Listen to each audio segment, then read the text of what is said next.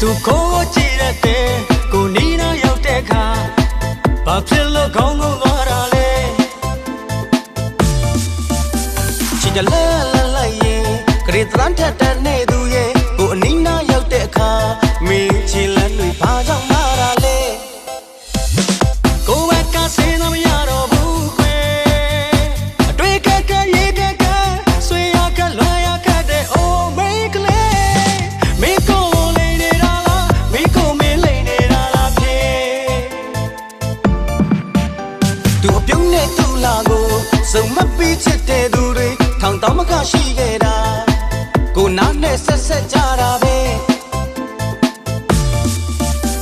နောက်ဆုံးကလည်းရသူ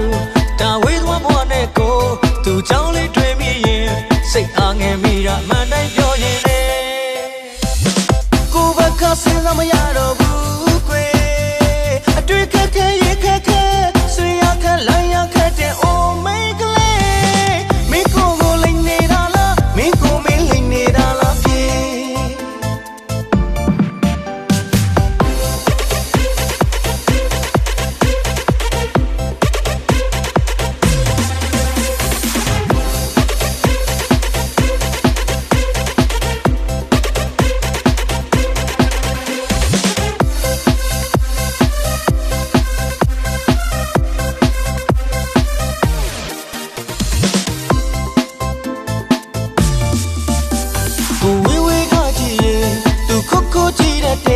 ကိုအနီးနာရောက်တဲ့အခါဘာဖြစ်လို့ခေါင်းငုံသွားတာလဲချစ်တယ်လန်းလိုက်ရင်ဒီတန်းနဲ့တန်တဲ့သူရဲ့ကိုနီးနာရောက်တဲ့အခါ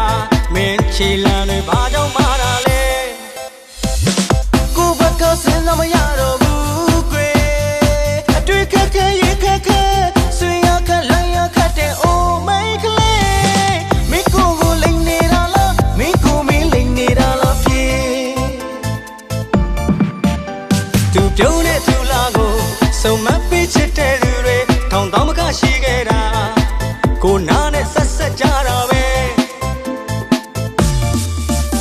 နောက်ဆုံးကလိုက်ရသူ